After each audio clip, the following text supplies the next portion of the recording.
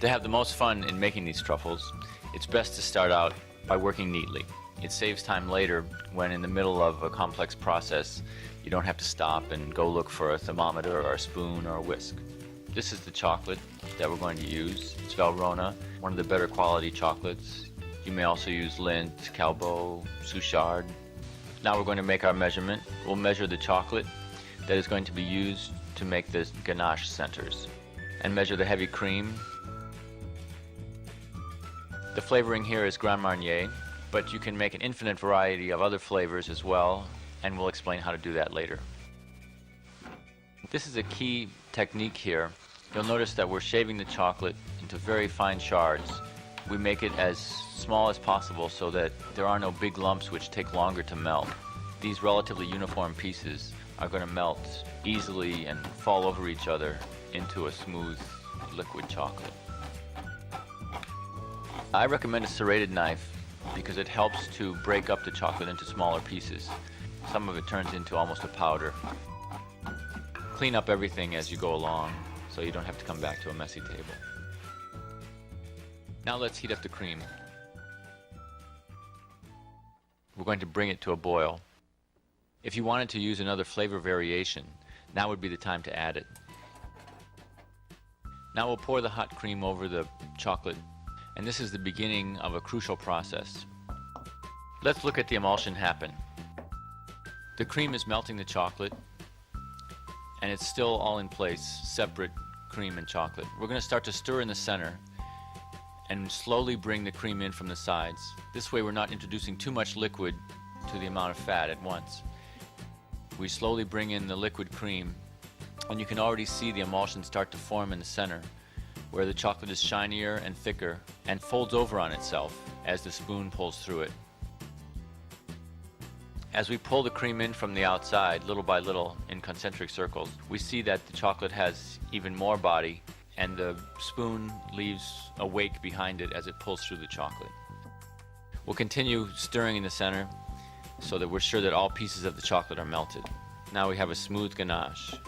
You know you've got what you want when you see the shiny, lustrous surface, good body, and smooth texture. It should look like a soft pudding.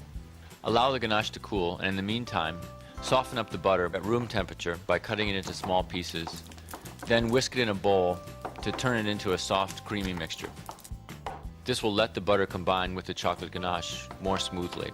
We're looking for a homogeneous mixture of butter and chocolate. The smoother you've made the butter from whisking, the easier it will go into the ganache. Keep stirring and moving it around until the butter slowly assimilates into the chocolate. It will take a while, so keep mixing till all the lumps disappear. Eventually, you'll wind up with this smooth, silky ganache. The last step is to add the Grand Marnier or other flavoring and stir it in until it becomes a smooth mixture. The flavor varieties are infinite. I like to use raspberry puree, apricot puree, or passion fruit puree.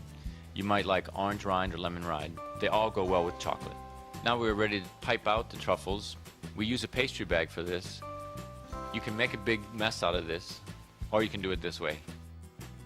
Roll the edges of the bag down and keep them clean while you fill the center of the bag. This way, when you roll the edges back up, the chocolate won't get all over your hands. Now we're ready to pipe out some rounds of chocolate ganache. Squeeze the bag near the top and use the other hand to guide yourself as you go along.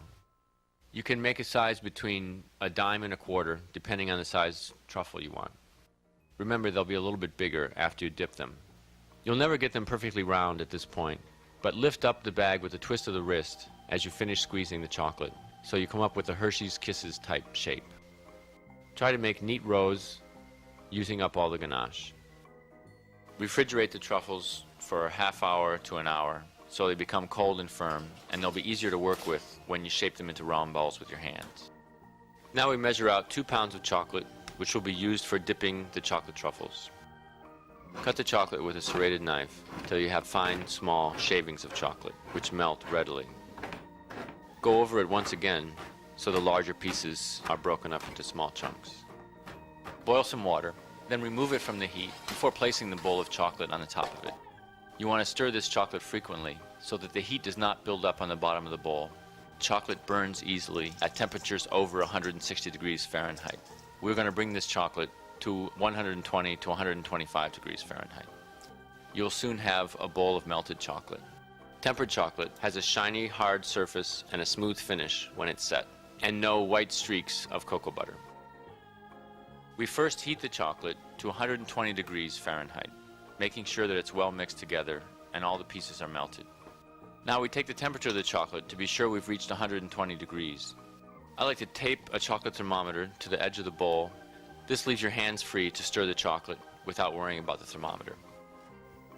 We need to bring the chocolate temperature down now to 86 degrees Fahrenheit.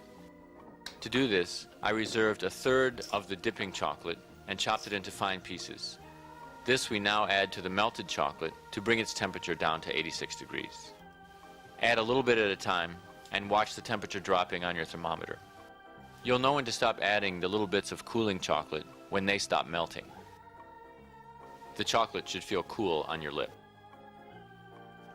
Now we have to bring the temperature of the chocolate back up to 88 to 91 degrees. We do this by placing the chocolate back over the hot water and stirring until the little pieces have melted and the thermometer shows that the temperature has climbed back to a range of 88 to 91 degrees Fahrenheit. The test for proper temper is to dip a piece of parchment paper into the chocolate and let it set on the table for about 3 minutes. The chocolate will become firm, opaque, and shiny, and be brittle to the touch, not sticky. While we're waiting for the chocolate to set up, we're ready to reshape the chocolate truffles. Take them out of the refrigerator and roll them in your hands until they form a smooth sphere. You can press them a little bit into shape and then roll them in your palms. You'll wind up with a marble-shaped round chocolate with no points. It's a messy job, but someone's got to do it. Be sure to keep checking the temperature on your tempered chocolate to be sure that it does not fall out of the range of 88 to 91 degrees Fahrenheit. Now let's test for temper. The chocolate should not be tacky or sticky to the touch. It should separate easily from the paper, and it should crack. Take the rounded off truffles out of the refrigerator, place them on the table next to the tempered chocolate, and a parchment sheet next to that.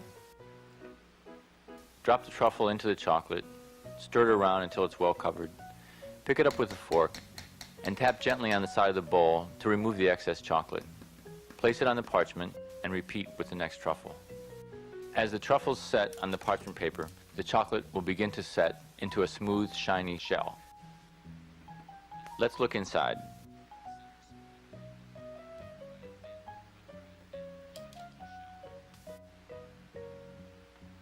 The center is smooth and creamy, covered by a thin but brittle shell.